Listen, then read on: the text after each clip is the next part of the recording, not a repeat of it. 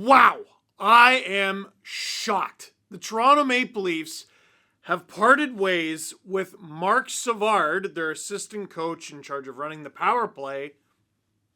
And that's it. In a heck of an extensive statement, the Toronto Maple Leafs announced have announced today that the club has relieved assistant coach Marc Savard of his duties. Oh, that's pretty much what I said, okay. And for those of you saying, all right, there's a start, that's just the first shoe to drop, from Pierre LeBrun, doesn't sound like the Leafs are bringing in someone to replace Marc Savard for the moment. Going to go in-house for now.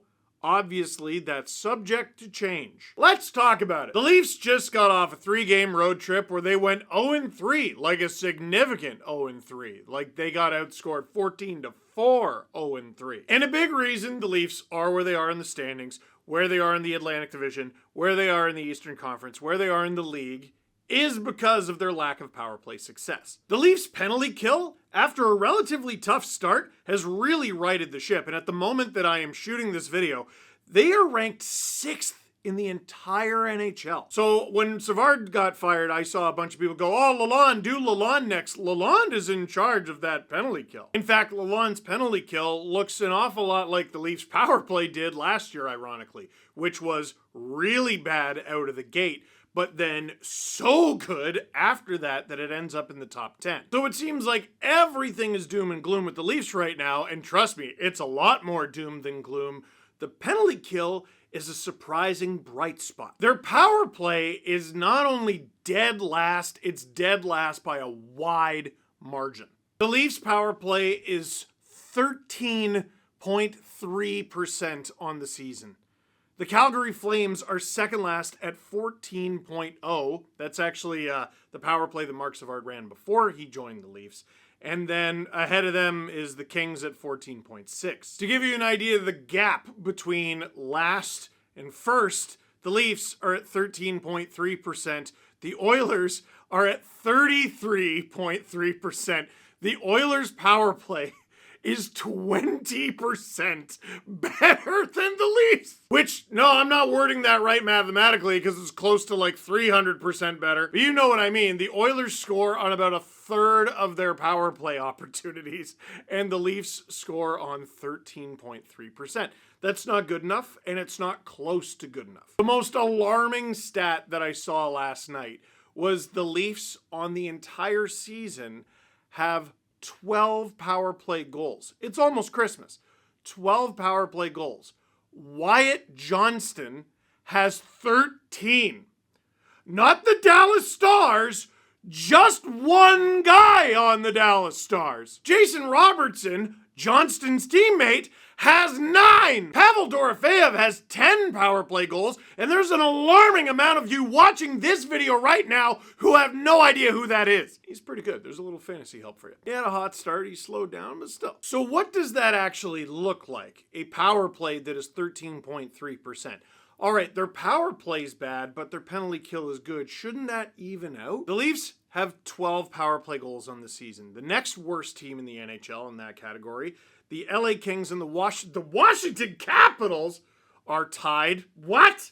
Anyway, they're tied with 15. If the Leafs were a middle of the pack power play team, let's say 16th in the NHL, they'd be the Colorado Avalanche? Okay, that's weird. You would think, anyway, whatever. They have 20. Now, 8 goals spread over the 30 some odd games that the Leafs have played so far this season might not sound like a big deal. Well, right now, the Leafs' goal differential is -9, which is the second worst goal differential in the East. But get a load of this. The Detroit Red Wings, who are 7-2-1 in their last 10, and the top team in the Atlantic Division, they have a -3 goal differential. The Montreal Canadiens, who are second in the Atlantic Division, are -5. The Tampa Bay Lightning are the only weirdos in the Atlantic with a +19 goal differential. The Leafs have a record of 15-15-5.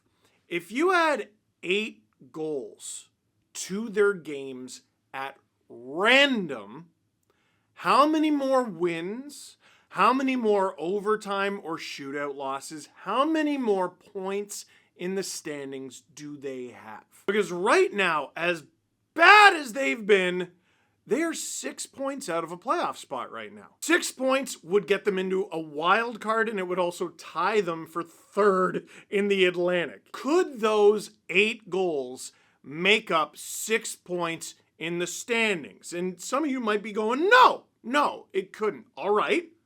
Well, how many points does it make up? Because the answer is probably not 0. Is it 1? Is it 2?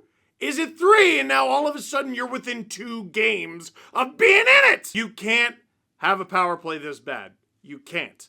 And the assistant coach in charge of running it was gassed. Now I'm going to remind you of something that I said earlier in this video. Here, LeBrun reported, doesn't sound like the Leafs are bringing in someone to replace Marc Savard for the moment. Going to go in-house for now. Obviously, that's subject to change. The Leafs get 26.5 shots per game. That's 22nd in the 32-team NHL. The Leafs allow 31.1 shots on goal against per game, and that is 31st in the NHL, and it's real close to 32nd. And the Sharks average fewer shots on goal than the Leafs on average. But they have 2 more wins and 2 more points in the standings, and they're an actively rebuilding team, and the Leafs won the division last year! What happened? Let me tell you a story.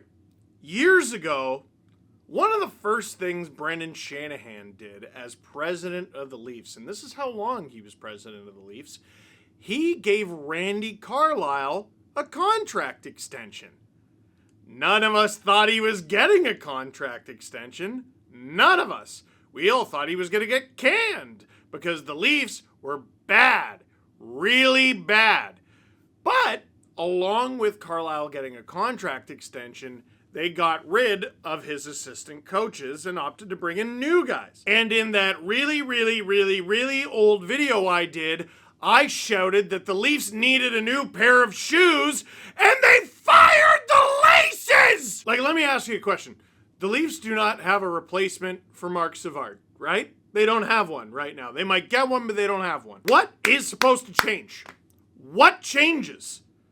Craig Berube's still back there. Derek Lalonde is still back there. Mike Van Ryn is still back there, right?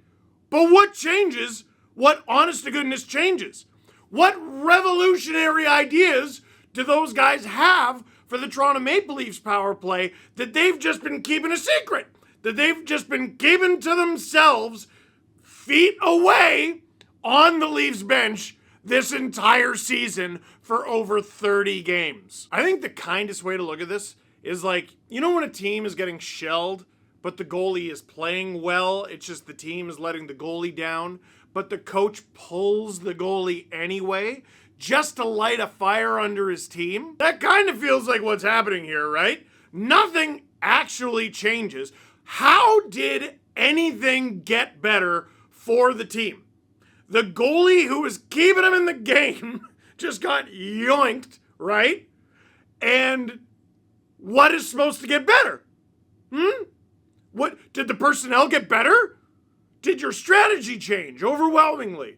No, none of those things happened. It's just all the people who are paid to play professional hockey went wakey, and now they're alert, and they turn it on, and they try to score a little harder. It should be mentioned, this strategy does not always work. In fact, it rarely works, and it's usually only used in games that are already over. Is that what this game is? Is that what this game that we call the 2025-2026 season is?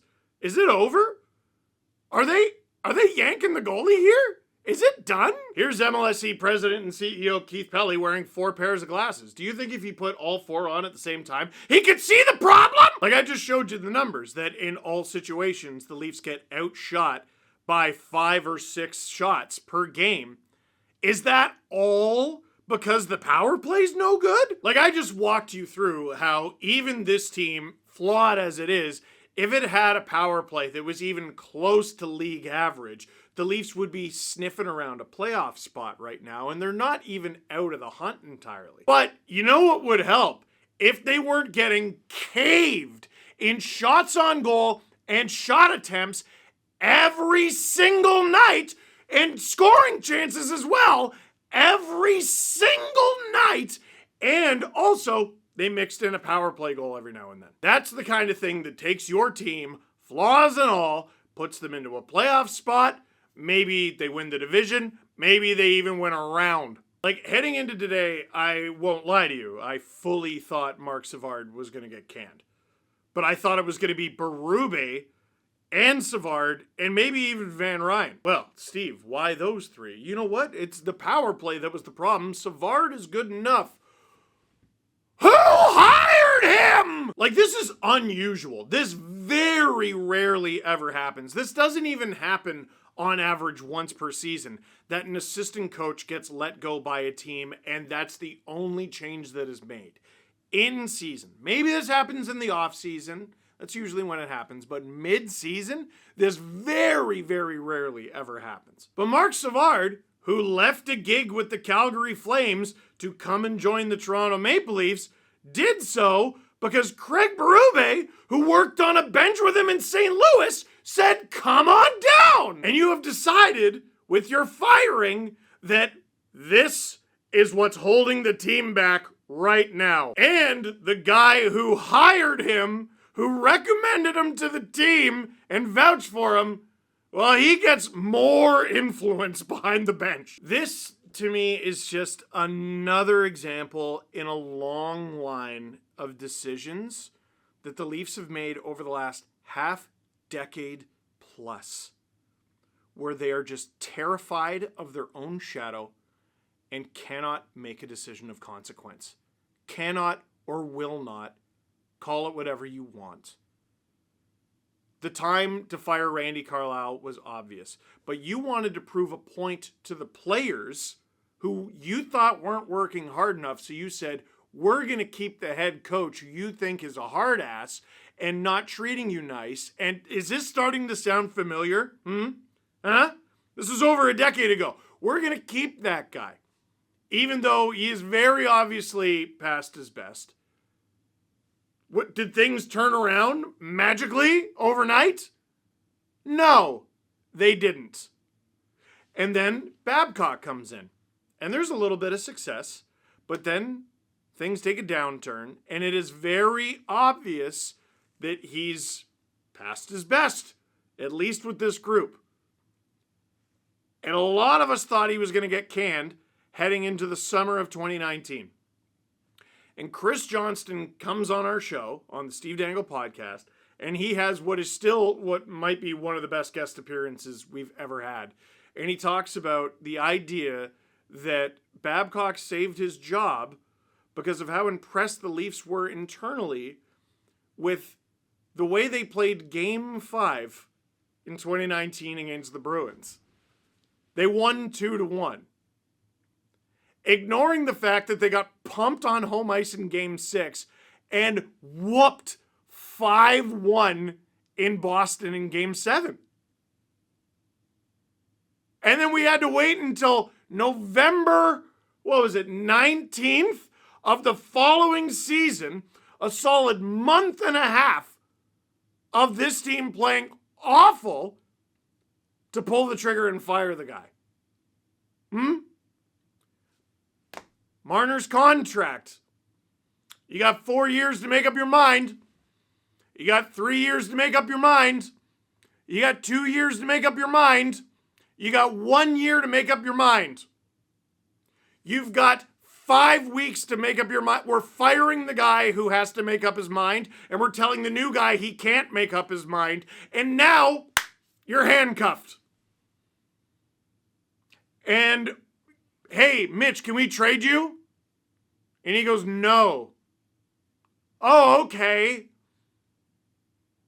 And then you try to do a 3-way deal, and you go, Mitch, can we trade you? And he goes, yeah, all right, maybe. Hey, do both other teams agree to it? No. Oh. Can we have Nick Waugh? Yeah, all right. That's what your inaction gets you. Time after time after time, when there is a decision to make, no matter who the president is, no matter who the GM is, no matter the staff surrounding them, they don't do it. They don't do it.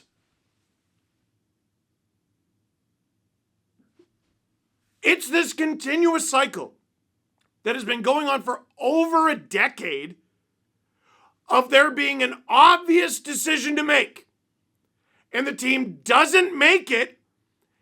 They screw themselves as a result, and fans are frothing at the mouth, and people are like, man, Leaf fans are unreasonable.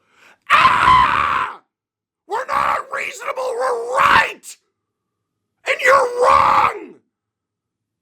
Always! And we'd like some acknowledgement of that! What's that? Oh, you're jacking the prices again. Sounds good.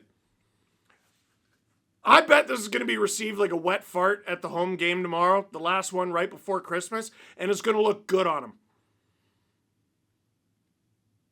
This organization makes me sick. I'm going tomorrow. I don't know the next time you're going to see me in that building. What for? What for? What a shame. What a disgrace. I don't know the next time I'm going back. I don't.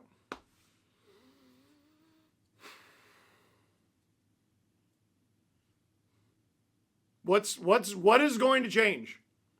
And if anything changes, by the way, and they start scoring a bunch of goals, again, I'm going to ask you, because the rubes around you are going to be like, well, it's because Savard got fired. What changed? Was it some revolutionary strategy? No, more likely it was the guys who make the most money go, oh, maybe we should play professional hockey as we are paid professional hockey players.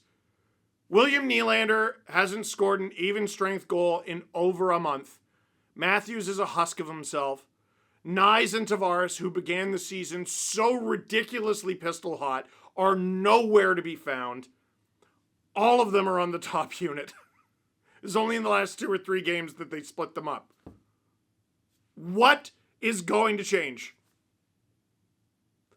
I'm not saying this wasn't something that the Leafs had to do. I was one of the many who very not subtly wanted changes to the coaching staff. This is it? You're out of your minds. You've lost the plot. And I'm sick of it. That is it for this one. Thank you very much for watching. Click like if you like this video. Click subscribe if you really liked it. Tell all your friends. The Leafs know better. They always do. That's why they've been so good.